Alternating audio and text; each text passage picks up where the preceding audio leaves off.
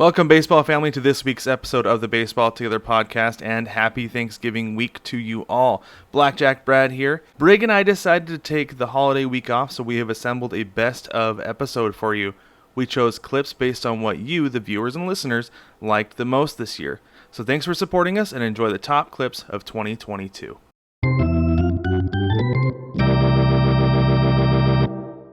The Dodgers. Dave Roberts. It's not on the lineup because I forgot. He guaranteed a World Series victory in LA. That's the headline. He did. I don't think he did. I don't think he did because I heard it live. I was listening to the interview. I know. And the way the question was, Dan Patrick said, the Dodgers win the World Series if. And Robert said, if there's a complete season and there's a postseason. And it was kind of like, well, wait a minute, there might not be. He goes, no, like if we play the World Series, we're going to win it. Right. And Dan Patrick was kind of like, oh, really? And he goes, well, I mean, as long as our starting staff stays healthy. It's like, yeah, that's what you want to hear from everybody. I mean, that's the answer. You don't want to be like, if all the cards fall into place and all the stars align and the planets are where they need to be, when it comes time to play postseason baseball, we'll win it. No, you want your manager to be like, if we play it, we're going to win it. Yeah, exactly. Right. But what's funny is the uproar. Oh, so much uproar. So much. And it's ridiculous. It's like, come on. It's so fun. What it's are you not expecting ridiculous to say? It's awesome. It's so, and you know what? I love that they twisted his words. I do. I love that they're like, do you know what Dave Roberts said? They said he's going to win. We're guaranteed to win the World Series. Guaranteed it. He put his hat. He's doing in the the ring. Moses Malone faux. Yeah, 3 faux. And you know what? Part of me, this is the best part about sports, where the fact and the fiction kind of like mingle, and there's this fight that happens. It's the best because I need a manager who's like, it's ours. Take it from me. I love that. So part of me wishes he just said it. Take it from me. Go ahead. Prove me wrong. Yeah.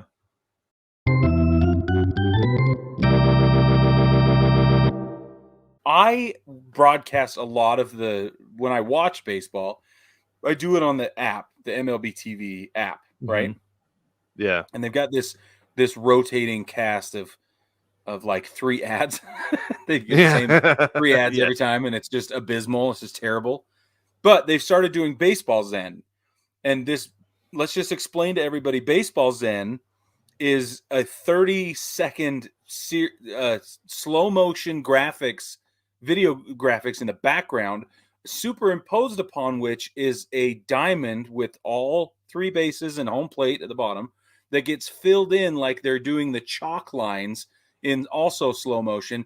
And it kind of feels like a loading screen on a video game, or like a countdown clock, like an egg timer type thing, but it's all slow-mo baseball. It's like an ASMR thing. Stuff. Yeah, it's like an ASMR thing. Yep. Anyway, it's super cool. I dig it. What do you think? I like it a lot. Like I said, I don't watch a whole lot of baseball with the sound on, but I do have it on during day games when I'm working. Yeah. And Baseball Zen is perfect when you're working. Like if they did a YouTube channel of just like 3 hours of Baseball Zen, I would have it on when there's not baseball just to get the sound, because there's one that's the sound of the rain. Yeah. There's another one that's the sound of a pitch. There's a crack of a bat with a play. The one that does sound like fingernails on a chalkboard to me is the chalk roller. You know what I'm talking about? Yeah, I do. It's the squeaky wheels on the chalk roller, because they all sound like that. And they do. It's like fingernails on a chalkboard to me. I can't handle that one. But so one of the things that I do, I'm really into mindfulness practices. And I looked up at the screen the first time I saw it, and I was like, what the heck is this? And then it hit me, and my worlds collided. It was like I got baseball and I got mindfulness, and it all just went boom in this like superconductor in my brain, right? So now what I do when I get Baseball Zen on the TV is I track my breathing with the chalk line as it progresses around the diamond. And so it kind of forces me, or invites me, or whatever language you want to use. It invites me to take a breath, couple of breaths, be present. So I try to breathe in. You have to catch it, but I try to breathe in on the way to first base. I breathe out on the way to second. I breathe in on the way to third, and then back to home. I breathe back out, and it's just kind of I don't even have to close my eyes because the visuals are so appealing, but it just is a way to center myself. I know that sounds hippie, and some of you are going to be totally against it, but that's okay. One day you'll figure it out. That's one of the things that I do with it. I just take it as like a 30 seconds to just like not focus on anything around me. Yeah. That's kind of my Zen moment. Just same. And mostly I watch the chalk line because that's really satisfying. Is watch the chalk line. It is satisfying. Around. So it really is. So let's go from the most Zen baseball thing to the least Zen baseball thing. The benches cleared at Wrigley. Could you imagine? Baseball's a slow motion brawl. No. Oh, here comes Rugi Odor. Just like I'm calling MLB. Of the punch is the Zen moment. 30 seconds of his fist flying in. Or Bryce Harper's batting helmet going off to first base. Somebody who was it that sent that Bryce Harper hype video? Somebody sent that hype video about Bryce Harper. Was it this morning? I think it was this morning. Yeah, it was. And it was so convenient because the way it was edited, Bryce Harper chases, he runs to the mound and he throws his helmet. And then right as it happens, a graphic with words comes up over it to not obscure, but obstruct our ability to see where the traveling pathway of the helmet went. Oh, so it looked like he threw it on there. I was like, this is some high quality editing. This is great. Oh, man. Sorry.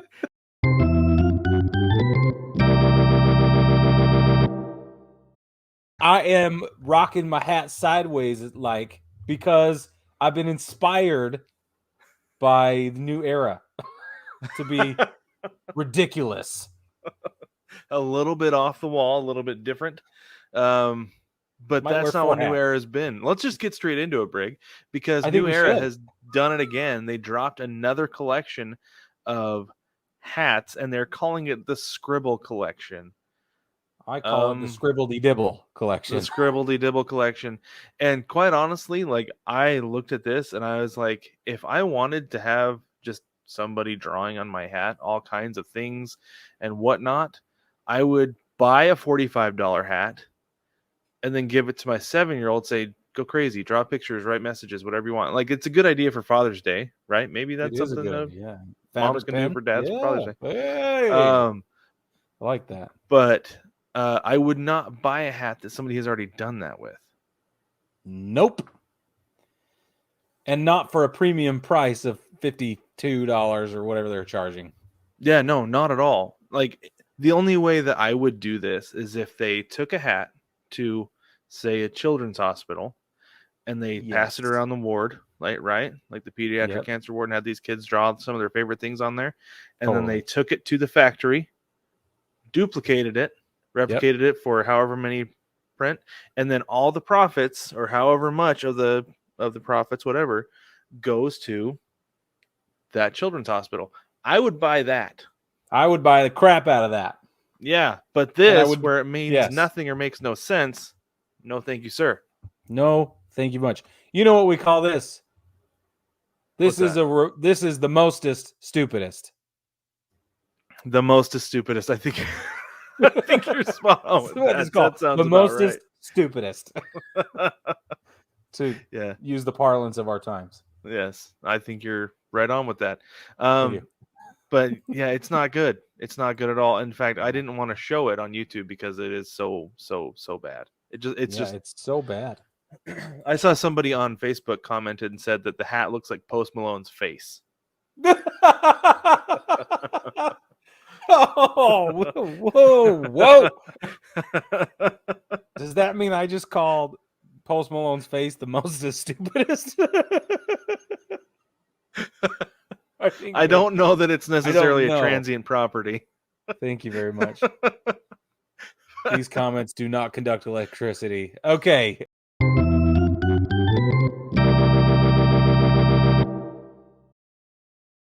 Brad, let's talk the NLDS. Yeah, let's start with the NLDS because I'd like to not carry a sour mood into the NLDS. Let's do that. You're going last. Okay. Okay. You're going last. So you can go to bed angry. I appreciate that. Well, fortunately, luckily for me, since I'm on West Coast time, I got a couple hours to settle down after that, so that'll be fine. Not worried about it. Lucky. Okay. All right. Let's talk NLDS, Brig. Okay. Who do we have first? First, we got the Padres at the Dodgers. This series is tied 1-1. The Dodgers came out and won the first game 5-3, and I think that we were all expecting that, right? Yeah. But on the other hand, I think that we were also expecting them to come out win game 2 with the way that they've handled the Padres this year. But they flipped the script on us. The Padres came out and won that one 5-3. So Brig, we got ourselves a series. Okay, it's happening. The series starts when the road team wins a game. Game 2, it is tied. The Padres now have home field advantage until they lose at home. 3 days worth of home field advantage. They're going to go across the street and play 3 more games. Super exciting. Amazing. Yeah. So, well, I mean, they'll be back for game 5, but they have. Oh, it's 2. Is it 2? Yeah. It's 2-2-1. Oh, 2-2-1. Right. So, but they have the advantage with home field coming back tied because now it's a 3-game series, and 2 of those 3 games are at home. So that is a big, big, big deal, I feel like, for the Padres, despite me feeling like generally home field doesn't matter in baseball, but it is what it is. But you just gave home field a nod, Brad. I did. I know. That's what I'm saying. That's why I said despite. Crap. So I said despite. You can't despite. You can't triple stamp and double stamp. You can't triple stamp and double stamp. You just did. It doesn't work that way. Okay, so the storyline for me was that LA's bullpen is fluid, and we made that clear in our predictions for the playoff primer. Was that they are going to be really, really fluid with their pitching staff. They're going to be really fluid with their bullpen. That is exactly what happened here in game 1. They were able to match up against the batters that they wanted, even working within the 3-batter minimum rule.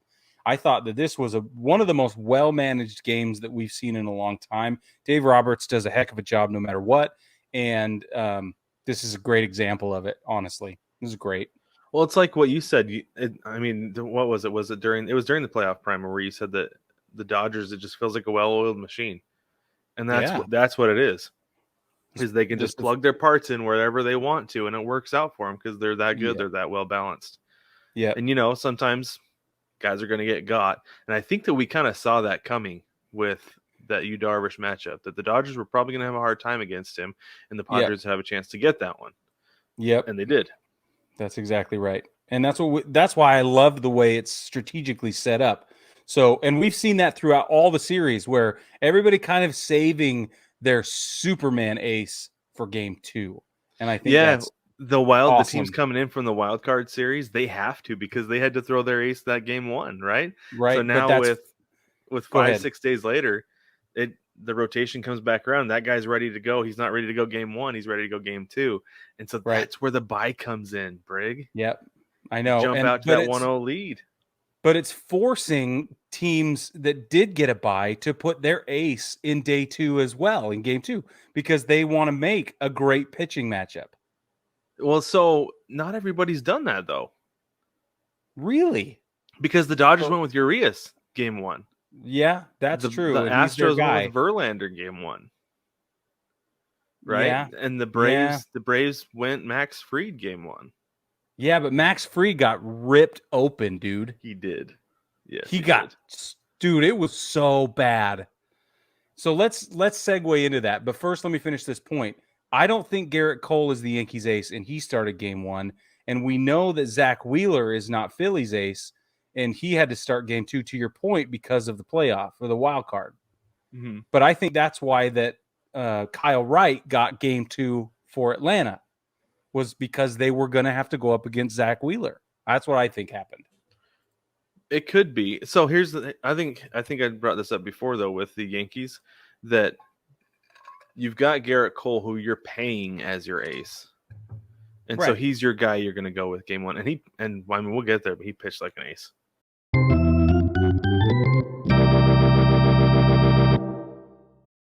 I saw this video. I haven't been watching the post game lately, but I saw a video of the TBS post game show with Pedro Martinez like actively jeering the Yankees, talking about how the Astros are their daddies and everything like that. I'm curious, as a Yankees fan, how do you feel about that? Like, tell me first. How about this? Tell me first, as the unbiased, neutral party that you are in front of a microphone, and then after that, tell me about how you feel about it as a Yankees fan. My baseball fan perspective is this is great. And it feeds the storylines, and it's like he was a Yankee rival, who's one of the greatest pitchers in the Red Sox organization. He faced the Yankees all the time, and it was always a slugfest. It was just, or he dominated, you know. Plus the thing with Zim and throwing him down, like there's a lot of the storylines between Pedro and the Yankees, right? That's just him by himself. It doesn't have to be Yankees Red Sox. It's just texture to the Yankees Red Sox thing.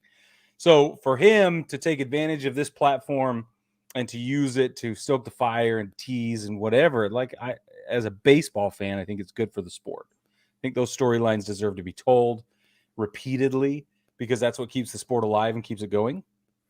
Now, as a Yankees fan, I hate it. I'm so mad. It's salt in the wound. It's like, and we have to sit there and like hold the wound open, you know?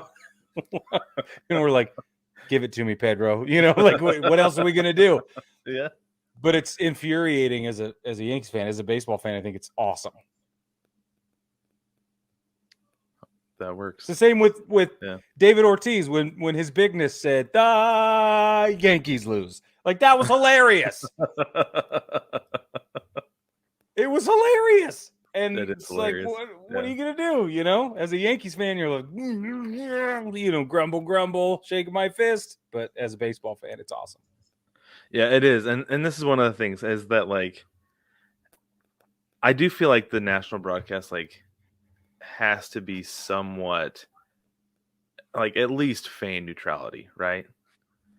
Like, you can't be. I don't feel like the national guys can be actively cheering for or against the team. Like, yes, it makes it more fun, but at the same time, like to that extent, I was kind of like, not a great look. But then on the other hand, I was like, Yankees fans are so arrogant that they do kind of have that coming.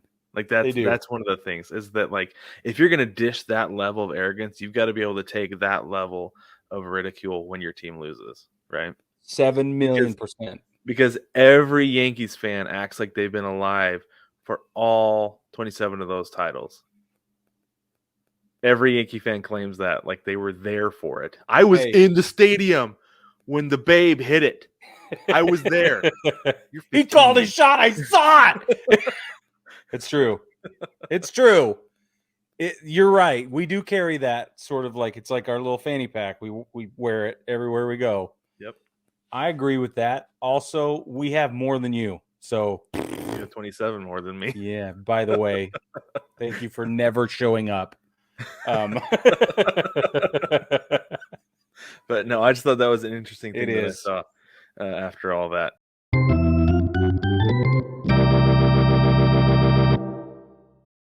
Adam Wainwright and Yadi Molina are now the winningest battery, the winningest pitcher and catcher combination in MLB history. Now, this is team wins. This is not the pitcher's statistic wins and losses. That's not what we're talking about. Right. Wainwright has 188 wins in the win column as a pitcher, but the team has won 203 times now when they have been the battery starting the game. That beats the record. The old record was set in 1963 by none other than Warren Spahn and Dale Crandall, who played together from 49 to 63. That's how long this has been. I think that's awesome. Of course, it's going to be Wainwright and Molina. Of course it is.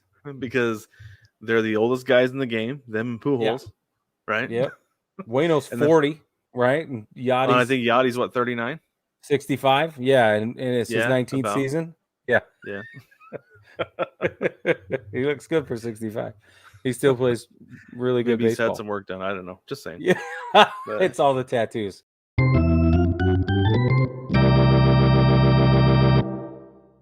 But speaking of poopy pantsery, let's talk about Reds president Phil Castellini. Holy moly!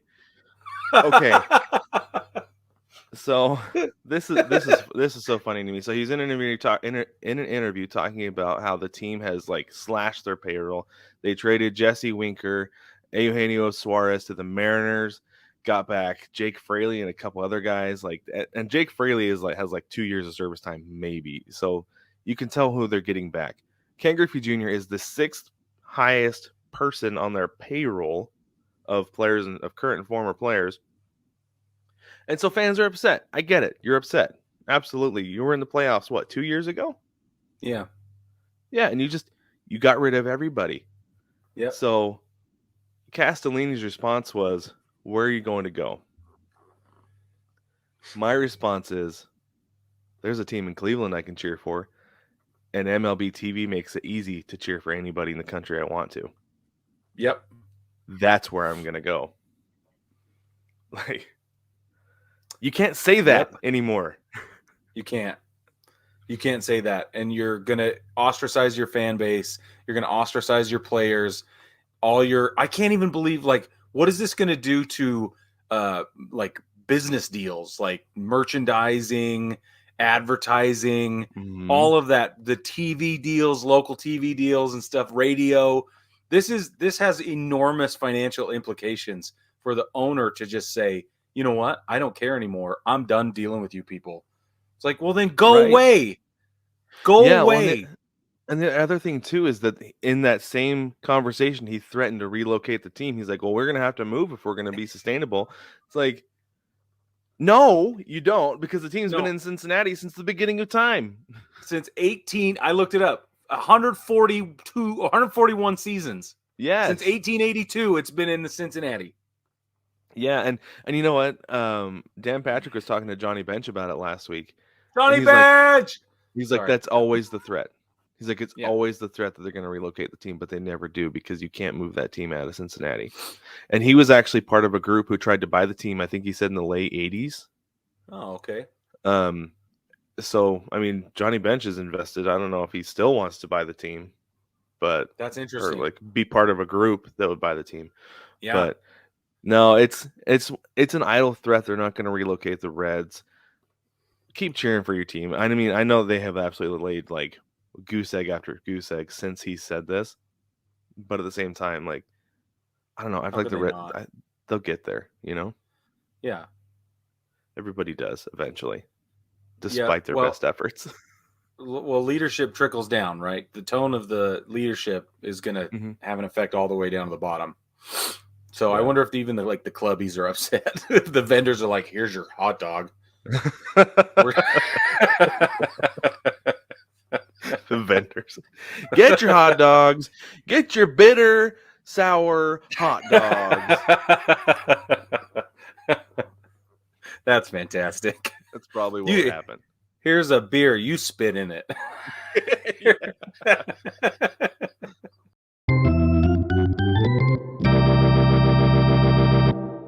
Let's talk about Ohtani.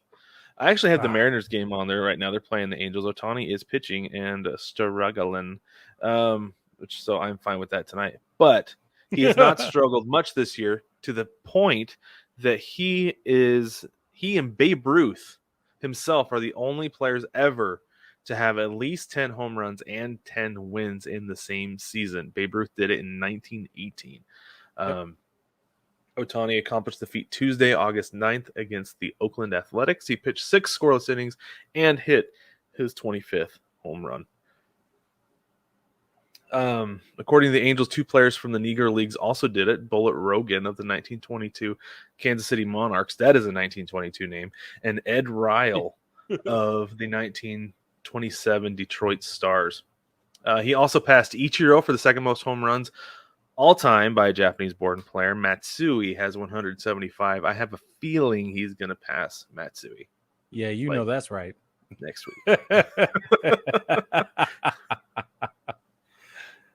So basically, I mean, in case you're wondering, Ohtani's the real deal.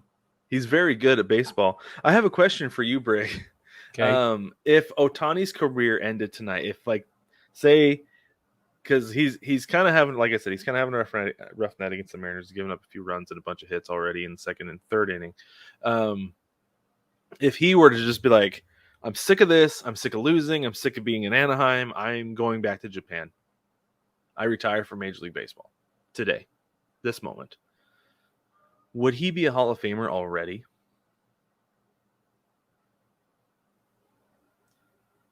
In a short career? Yes. He's on the Why? ballot minimum. Oh yeah, he'd be on the ballot because I don't know that I don't know that he's first year, but I'll bet within the window he makes it in. I mean, the guy's impact on the game, cross-culturally, between sports. I mean, he's reshaping the brand of the organization.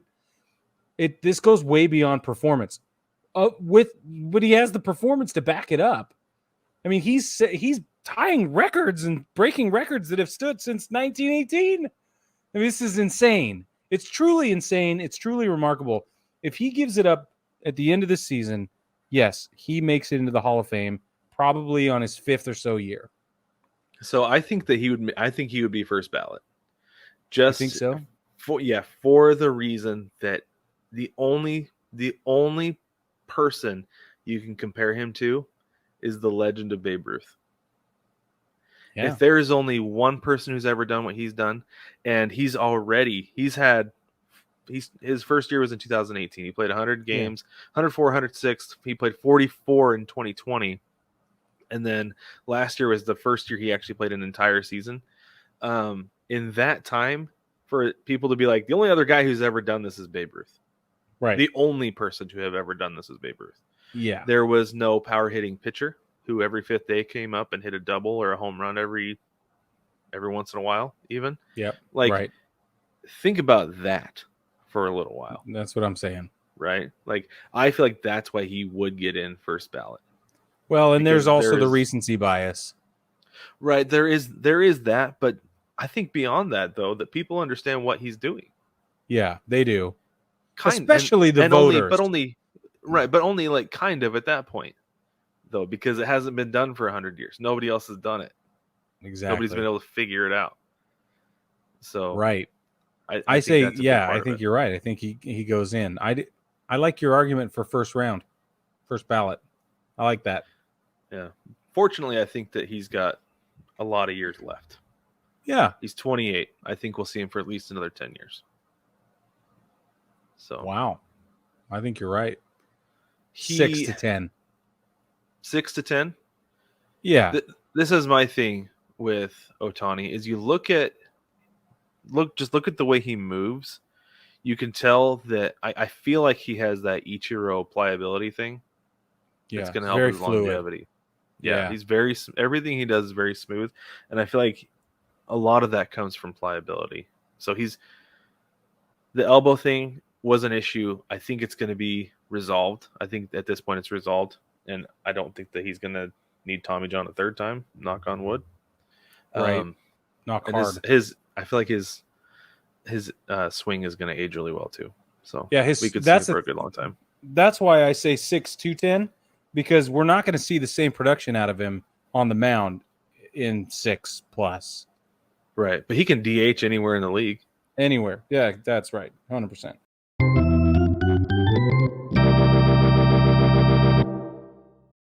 Yeah. So, but the Mariners, though, are not bad.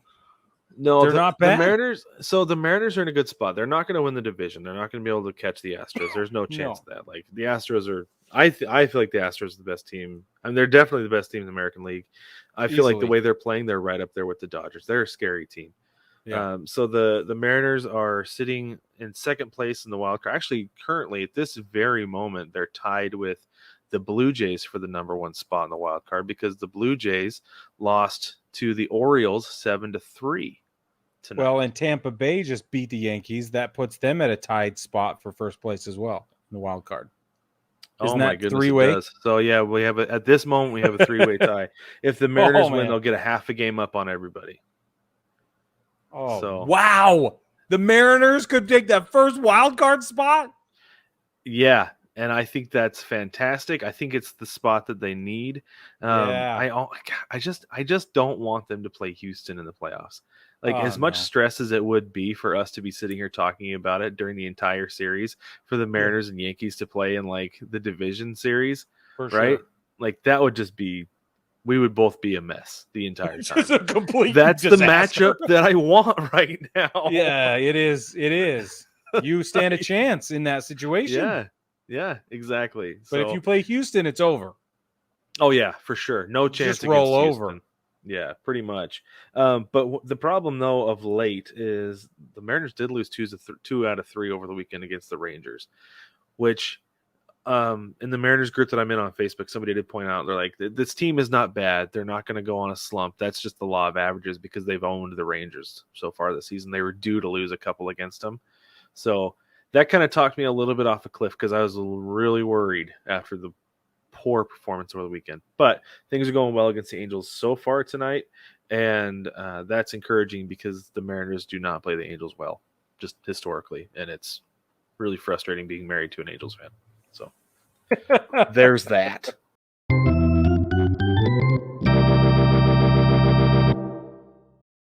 The Rangers are testing this, what the system they're calling PitchCom, which we brought up last week. I think it was last week. It's the wristband-based audio connected device thing that helps not only increase the pace of the game, but also detract from the other team's ability to steal your signs, where the catcher can key a fob, basically, and communicate with the pitcher with technology.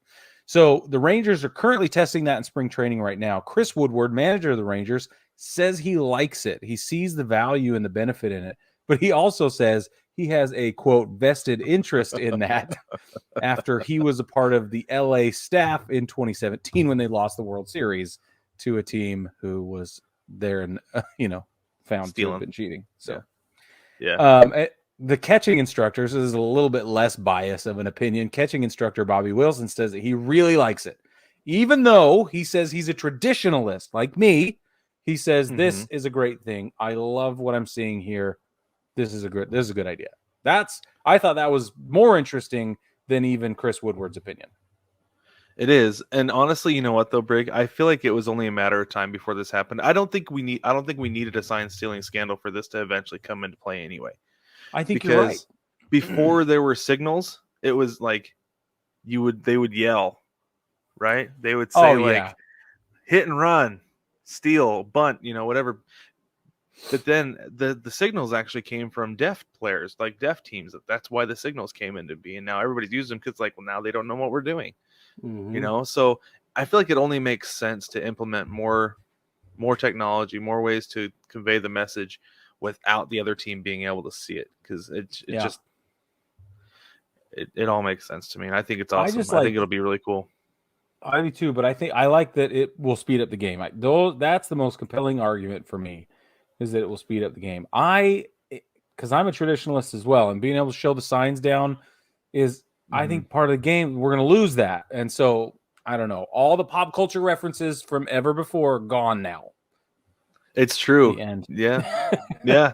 I mean, you're right. Like all the Bull Durham jokes.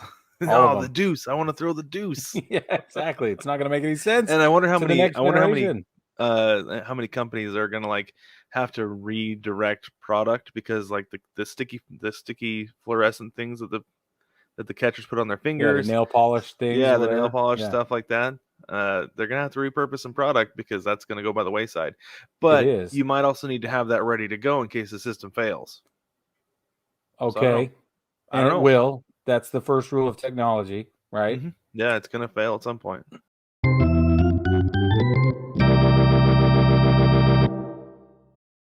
we have a pitcher out of Japan. He is 20 years old. He just threw a perfecto with 19 strikeouts. It's Roki Sasaki. And Brad's repping the perfecto hat today. That's right. You can jump on the shop and grab yourself a perfect hat. We also have it in t-shirts and tank tops. Okay. But Brad, 19 strikeouts. That's like unreal. Dude, that is 2 2/3 innings of worth of guys who didn't strike out. That's sickening. There are 27 total outs in a ball game. 27. He was dealing. Yeah. I'm curious. I mean, obviously he's on big league teams' radars now. For sure. But I'm He probably curious always how has been. much. I was going to say, I'm curious how much he was before. How many teams had their eye on him? Yeah. But the article specifically referred to him as a phenom. So you could be. Maybe every team has had their eye on him. And they're like, yes, he can deal. Well, this is definitely his calling card moment for sure. Big time. Do you think he'll get cooking the same amount of attention that we saw from like Suzuki and Ichiro and some of these other guys? Like, do you think it'll build that much hype? If he's he's 20. If he plays in Japan for 3 more years and continues to do stuff like this and just gets better, yeah, he could be like the next Daisuke coming over. Right. I don't know if he'd be as big as Nomo, because Nomo was a huge deal, but he could be up there with those guys if he continues to deal like this and doesn't have any problems.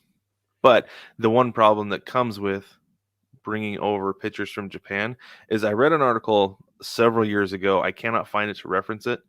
You have to take my word on this, but I think that the Major League Baseball, like the ball, is a touch bigger than the Japanese ball. Yeah. And I've heard this. That's one reason that they think that Japanese pitchers have elbow issues, why they all need Tommy John when they come over. Yeah. Which would make perfect sense to me. Well, and it's harder to hit a smaller ball. But it travels farther.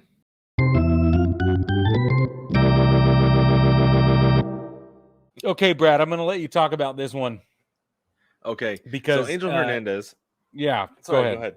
All right. Well, Angel Hernandez has a pen baseball for not being selected for certain postseason series, specifically the World Series. He cited World Series. The World Series. He cited racial discrimination.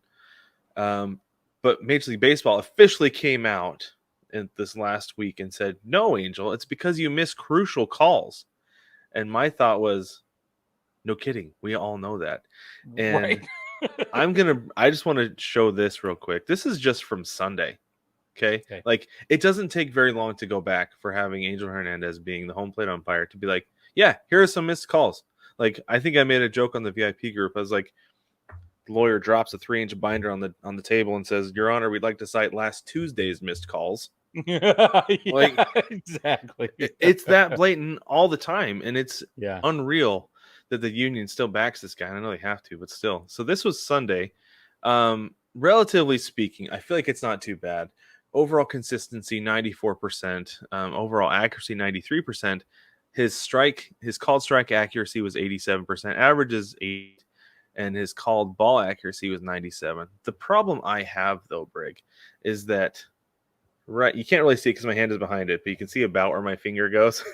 Yeah, there's this little heat map. Yeah, in the heat map, there are 3 strikes called just outside the zone, and I can specifically remember at least that many balls called in that exact same spot. So the problem I have is that as hitters get into the box, they see, or even pitchers see they're getting that call, they pepper that spot. Yeah. But then they get a ball called. And like it happened, Brig, from one batter to the next. Like consecutive batters. I saw it. Somebody got called out on strike 3 on that. And then the next guy gets called ball 2 on the exact same pitch, exact same spot. And I was like, you can't be that wildly inconsistent. And momentarily, right? It's moment to moment. Yeah, exactly. From moment to moment. And it's absolutely unreal. I can't figure it out. And I think I remember that number 1 there, the top of the 7th, I believe is what that is. I was specifically being like, whoa, that's a bad call, but I'm going to take it because that went in the Mariners' favor. Right. And it's infuriating as a fan both ways, though. Yeah, no, even if your team benefits from bad calls, you still it's like it doesn't feel good. Right? No, it You'll doesn't. take it. You have to take the win because you're excited about the chance of victory, but it doesn't feel it feels icky to me. To me it does. It does. Yeah. It does feel icky. That's all. And I don't like it. and I've complained about the same thing for years in the NBA. That there's times it's just like, man, it's so ugly. And specifically with Angel Hernandez, it's really, really, really bad night in, night out. I can't every believe time. it. So he's not going to be in the World Series. Don't have to worry about that. Also, don't have to worry about Joe West being in the World Series either because he is retired. So hopefully we can get good umpires. Who are you most angry at, Joe West or Angel Hernandez? Like if you took it in aggregate and just put it all together, Angel Hernandez retires right now. Who you got? I would honestly say that I would be more. I think overall I was more upset at Joe West because he had the ego to go along with it. Like Angel Hernandez, I didn't even know he was behind the plate until I was kind of like, man, this is really bad, really consistently bad. And then I looked it up. I was like, oh, okay, that makes a lot of sense. And I almost like expected it from there. But with Joe West, you know he's behind the plate because he's going to be barking at both managers and staring guys down, you know? And I feel like that was the issue I had with it is like, we're not here to see you. We're here to see the players. That Joe West was more of the umpire show, and Angel Hernandez is just consistently bad. Everywhere. Baseball family, if you have an opinion, we want to hear about it, but especially between those two. Maybe we should do a poll really quick on the Facebook group and ask everybody what they think.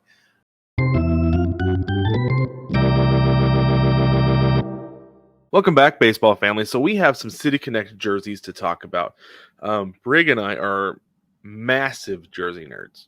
I mean, we sell T-shirts. We love clothes. Let's be honest. Like it all fits. So we had some City Connect jerseys come out over the last couple weeks, so we have not really had a chance to talk about, but we are going to recap last year real quick. For those of you watching on the YouTubes, you can see we have all 7 from last year. We had Boston, Miami, the Chicago Cubs, and the Chicago White Sox. The Diamondbacks, the Giants, and the Dodgers all released their uniforms. Personally, I think the Miami one is the strongest. Looks outstanding with the red and the pinstripes. Which one did you like the best, Brig? Southside Chicago for sure. Chicago White Sox the strongest. Yep. Yeah, and that's a very, very close second. Somebody the other day, I can't remember who it was on our fantasy baseball feed, said that was like straight up 90s gangster rap. And I was like, that's exactly what it is, dude. You are right. That's exactly what that is. So last year they came out pretty strong for the most part. Not a big fan of the Diamondbacks. The Dodgers was a little lazy, a little bit confused by the Wrigleyville one, just as a whole concept. But yeah, the Dodgers ones look like pajamas. They do, and they are very lazy with it because they just went Los Doyers. Yeah, the Giants ones looked better in person than they did on the presentation. Yeah. I wasn't a huge fan, but then I kind of warmed to them. But the Boston ones, I think they suck. Like I get it, I know the marathon and all that crap, but I think they suck. Well, the hats look like they're UCLA Bruins hats, right? Yeah, it just all I don't know. It's not my favorite, but you know, good. We got more. We got more to talk about. We do. So let's get into real quick. The first one that was released was the Washington Nationals. That came out a couple weeks before opening day, and then they actually debuted them opening weekend. I know they wore them Saturday. I don't think they wore them Sunday, but I think my initial impression was not good. I didn't like it. But then they grew on me, and I thought they looked great on the field. Right. Yeah, they did. And so we have a couple of them. We have a couple pictures of them up on YouTube right now. You can see them. They're like gray. It looks like an old wool jersey. Right, like a rough hewn homespun. Yeah. With a big WSH on the front with cherry blossoms on the left side, just below the H. Then the hat is navy blue with a white W with kind of like a pink drop shadow behind it, with cherry blossoms behind it, and then on the side there's a cherry tree, and it looks great. And then with the helmets, they are killer, and the helmets they put the cherry tree on the back, and the socks look presidential. Yeah, is that the word? I think so. Yeah. They're kind of they're that same gray with 2 stripes and 3 stars. They look Yeah. awesome. I don't hate them. I think it's the least impressive part of the ensemble, but I didn't hate them. I think they rounded out. The whole thing is soft. The whole thing is a little bit understated, but I like that about it. Yeah. Right? Like the bright pink on gray is never going to miss ever. Mm-hmm. So I thought it was just mostly it was really well done. It was, and my first thought was like, man, they could have gone like really radical with like red, white, and blue. You know, done something with an eagle, like brought the Yeah. mascot in. Yeah. So I think I was just a little bit disappointed at first, but then looking at it more, I thought it was great, and it looked outstanding on the field, especially since they went with the white pants. The white pants are killer. Oh, it looked so good with the white pants. Just stick with white and gray pants. Don't go with the Little League colored pants. Speaking of which, Brig, It's great. the Astros released their Excellent. City Connect uniforms this week. You're amazing at this. Thank you. That was so good. So let's look at the jersey first. Let's Okay. go on YouTube. Let's go just with the jersey to start. So they're navy blue with like a tequila sunrise trim, right? Like They are. Yeah. like the trim that goes down the buttons, and then they used the NASA font to put Space City across the front. Yep. That I think is super cool. Honestly, like I get Houston Space City. Yeah. Space City to me seems a little Looney Toony. Right. I would have preferred to just see Houston or Astros on it.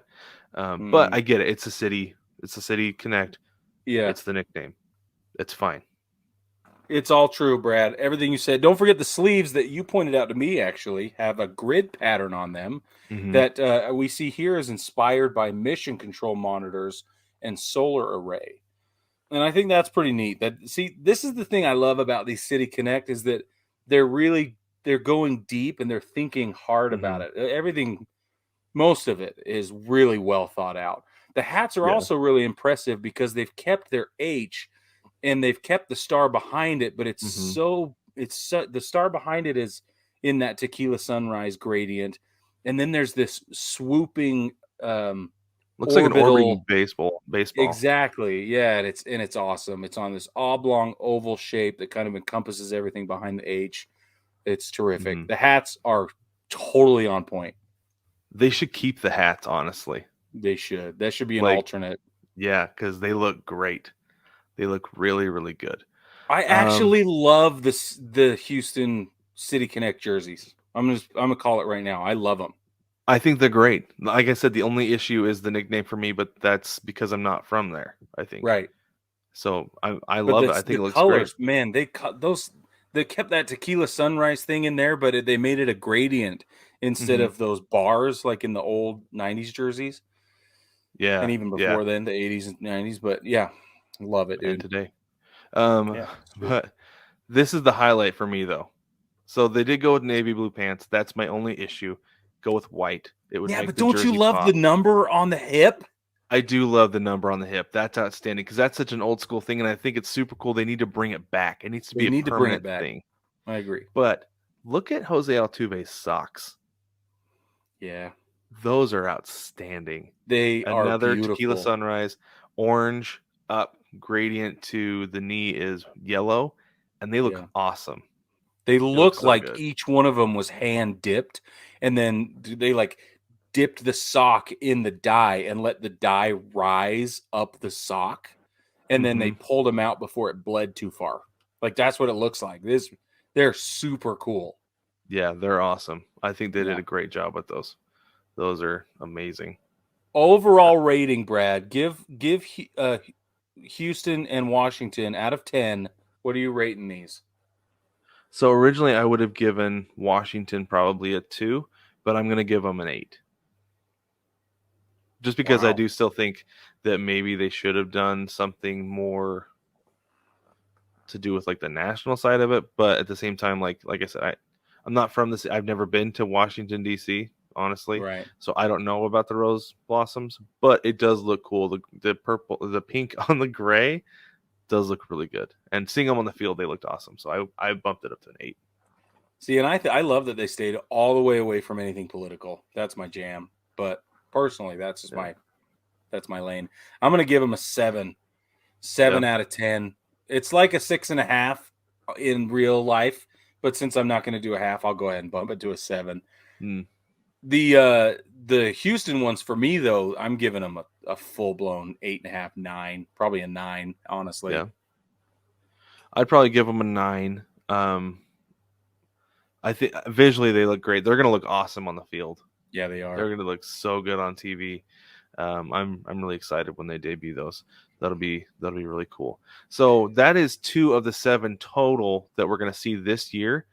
Next, we're going to have the Colorado Rockies. Now, Brig, this is something that could be really interesting because we saw obviously we saw the All-Star game in Denver last year, and sometimes I feel like they could tease because they do their own custom jerseys for that, and we could get a little bit of a tease from what we saw last year. Is there anything in particular that you think we might see or you'd like to see with the Rockies City Connect jerseys? Yeah. Okay. So I did a little bit of research on this, and what I want to see is a green color scheme.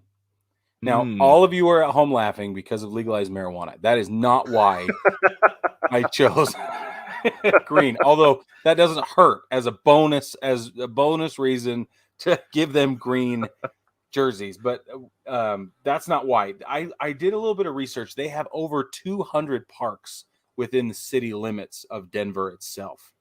That's astonishing. And then up on the mountainside, because they're right beside the Rocky Mountains, there are 200,000 acres of green land, of nature preserve land, etc. And they even have their own protected buffalo herd. Or is it a bison herd? Bro? I don't know. I have no idea. I read buffalo. Okay. All right. Maybe so in my notes, I took buffalo down. Okay. But if you want to enlighten us later, that'd be great. Just not right now. Not right now. Just kidding. But that's why I want to see something green. I also think that it would be a fun departure from purple and black. Those colors that they've been working with, I think, are really hard to work with. We've, even in our efforts to pay homage to Colorado's baseball team, it's not easy. So with the black and the purple, I think we get all the way away from that and kind of pull a Boston where we get that baby blue, royal blue, yellow combination. If we can get something fun, something green, I think it would be totally different for them, and it would be totally different in the league, totally different than anything we've seen from Nike so far as well. So that's what I'm hoping for.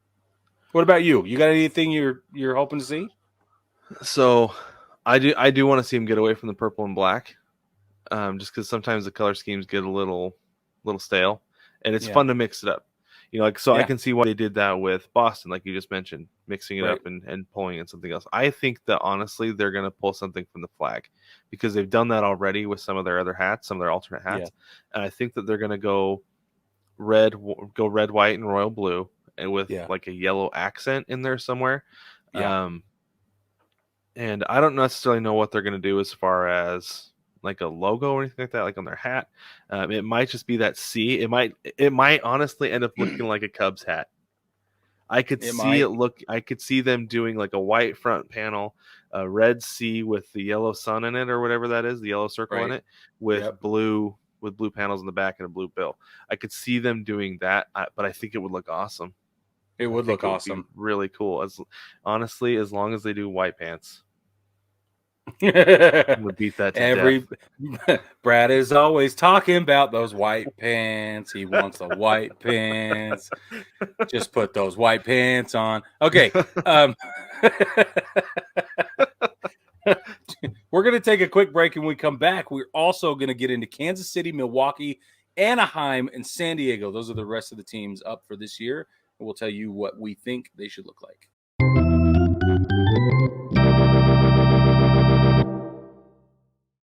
Welcome back, baseball family. We're continuing to talk about City Connect jerseys, and we have 4 more teams that we're going to see this year that we haven't gotten into quite yet. We have Kansas City, Milwaukee, Anaheim, or LA, and San Diego as well. Now, let's lead off with Kansas City. I have some thoughts, Brig. Send them, dude. So do I I. have I some want thoughts. to hear what you think. Yeah. There's a lot of really cool stuff they can do in Kansas City. They did the turn ahead the clock jerseys like forever ago, right? Yeah. They looked Yep. really good. I thought they looked really cool. But I agree. this is what I want to see. Is I want to see a complete nod to the Kansas City Monarchs. That's really what I want to see. Yeah. Go straight red. Negro Leagues. Yes, make it a modern day Negro League uniform. You've got to have the accents on the seams of the hat. You got it. You've got to have KC. Yeah. Keep Royals, but put it in the Monarchs font. Ooh. That they had. Okay. But that's really what I want to see. Like I have got to see heavy influence from the Monarchs on the Royals uniforms. I love it. And, part of me wanted to go that way with my opinions as well. But they've done a lot of Negro Leagues nods in the past. Mm-hmm. And even teams they invite into Kansas City, they have them, pay homage to the Negro Leagues from their visiting cities as well. Well, I think it's going to be an every year thing with Juneteenth now, honestly. It needs to be. Because I know that Seattle's really doing the Steelheads this year. Yeah, it needs to be. Here's what I thought. So I did some research on this as well. There are more barbecue joints in Kansas City than per capita than any other city in the United States, which was pretty Did you get any barbecue the other day, by the way? Yeah. Good. Okay. Making sure you're doing your trip right, Brig. I'm just checking in. That's all. Okay. Thanks, Brad. But yes, I did. I appreciate it. Sorry. I don't mean to be so sassy. That's the fatigue talking. Kauffman Stadium. So Kauffman Stadium, which I visited for the first time a couple days ago, they have fountains in the outfield, right? Mm-hmm. And it's awesome unless it's 25-mile-an-hour wind gusts or better. Because even if you're sitting away from them, you're like, is it raining? Because getting wet. It goes everywhere. It's pretty cool. Keeps you warm. Cool, I mean. But what I learned why there are so many fountains in the outfield, and that's because they have over 200 fountains in the city of Kansas City. Whoa, dang. There are over 200 Is their nickname fountains. Fountain City? They are the city of fountains. That's the nickname. Oh, that's cool. Yeah, so I thought, okay. So if they're known for their fountains, which maybe is just a marketing gimmick, maybe it's the heart of the city. I don't know. They're also, you have to nod the Negro Leagues. You have to. Mm-hmm. So, but it's also the birthplace of like truly international jazz.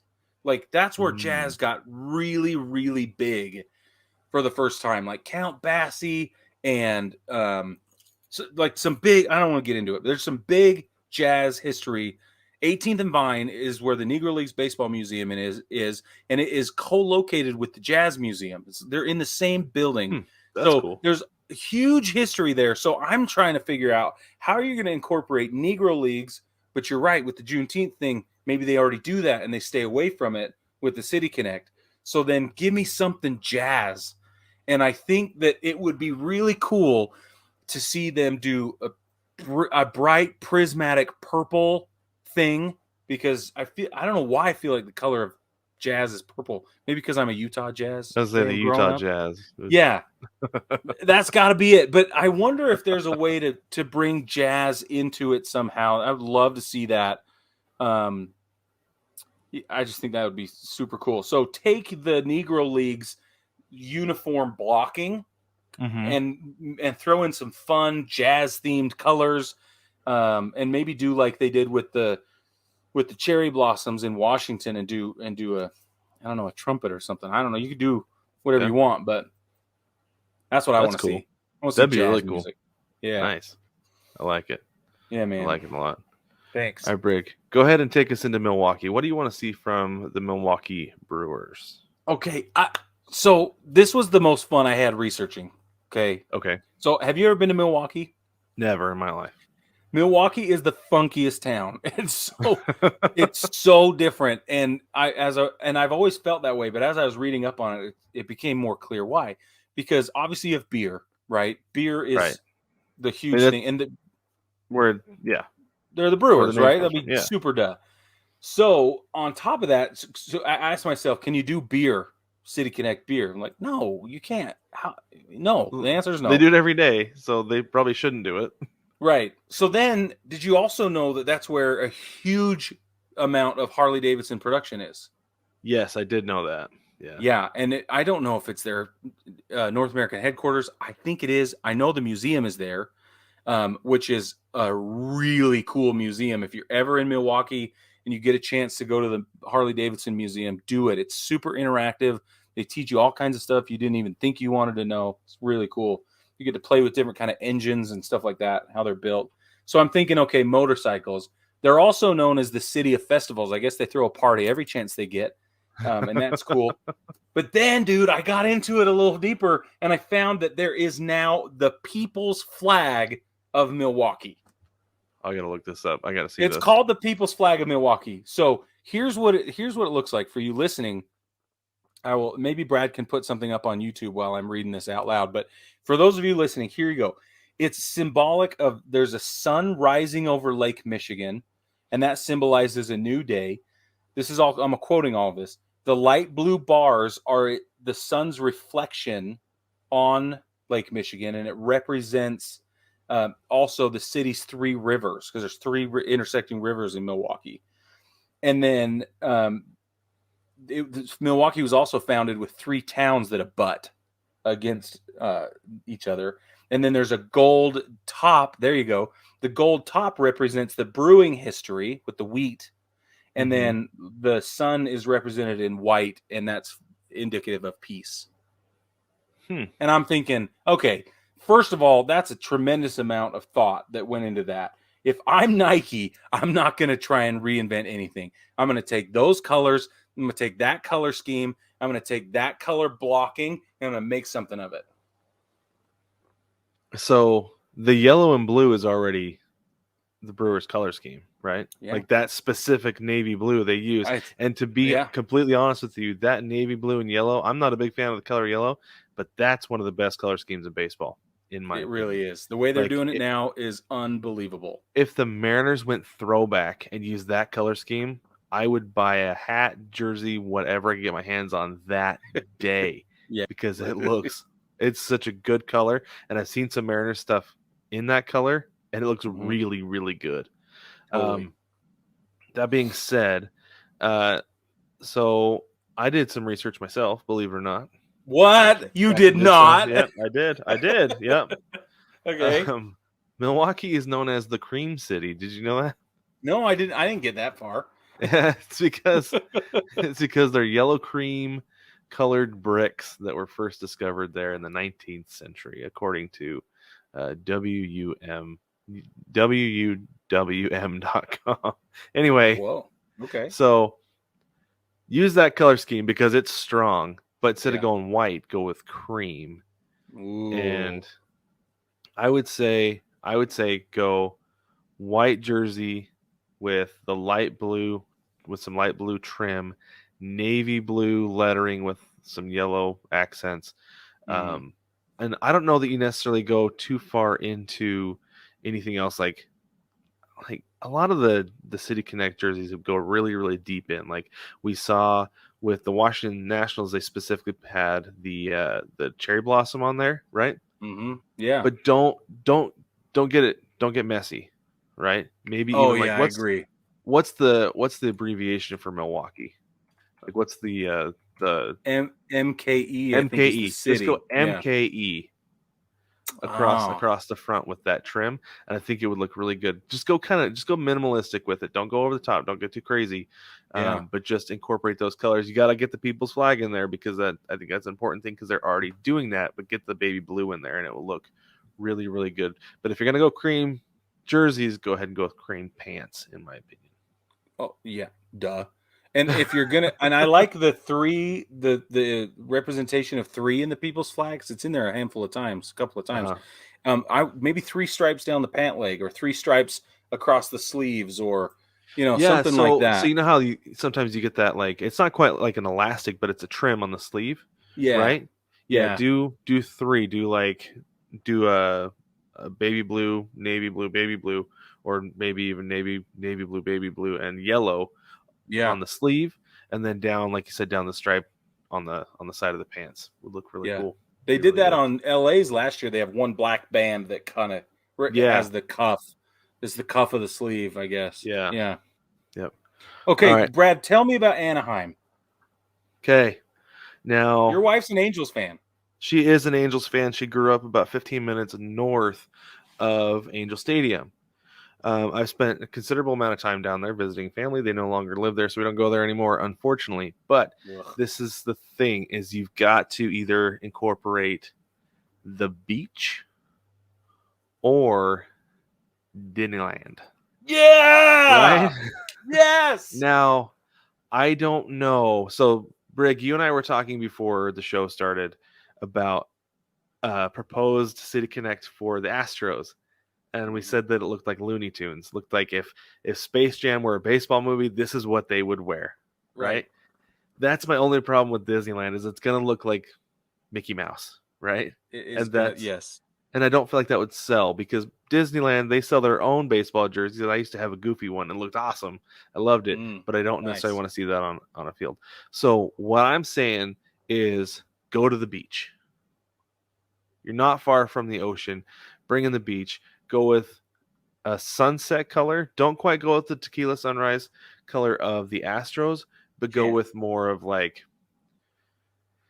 really mix it up and go with like deep purples. And like a nice orange pink. And pink. Yeah. Go with pastels, because that's forbidden vibes. Forbidden vibes. That's it right there. You're that's right. Exactly what we need. Yeah, we need forbidden vibes. Yes, 100%. With that neon teal, that bright hot pink. Yeah, dude. Yeah. Think Saved by the Bell. Think Saved by the Bell and 80s skateboarders. Yeah. Yes. That's what they need. That's what they need right there. And you know that design from the 80s where it's squiggly and it's teal and the with triangles. Purple and their little bumpy wave top triangles. Yeah. Just like that. And here's the kicker. The jersey has to say Anaheim. Oh, dude, if they say anything but Anaheim, I'm going to go up. I will be up in arms. I'll go berserk. I'll be honest with you.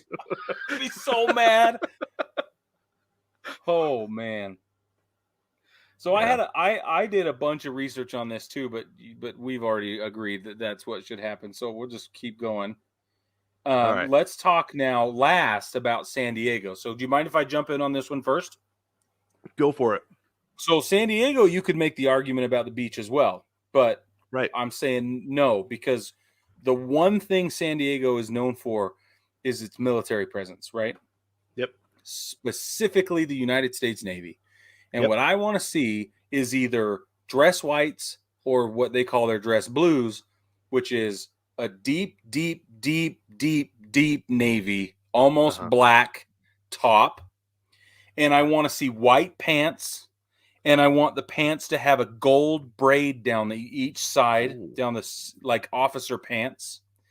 Something like that. I want to see gold brocade style looping, like naval officer designs up the sleeves.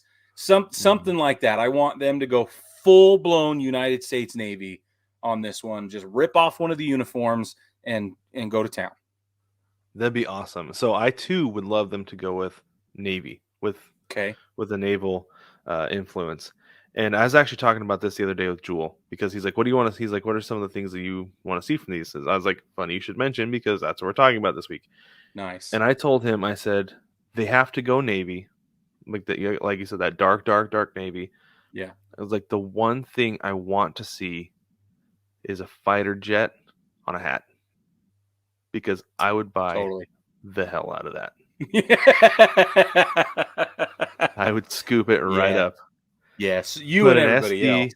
Put an SD and a fighter jet on that hat, and everybody in this country is wearing it, because that would be outstanding. And I think it's funny that the Padres just went away from navy blue back to brown and gold, right? Yeah. But it's fitting in this situation to go back to the navy blue, and it's a little bit, it's different. It's darker. It's much darker. Yeah. Yeah. So it wouldn't be like a throwback, but at the same time, like they have to go with the naval nod. They have to. Yeah. There's no other way to do it. I can see them doing something battleship gray, like that USS, like the aircraft carrier. You know what I'm talking about? That battleship gray.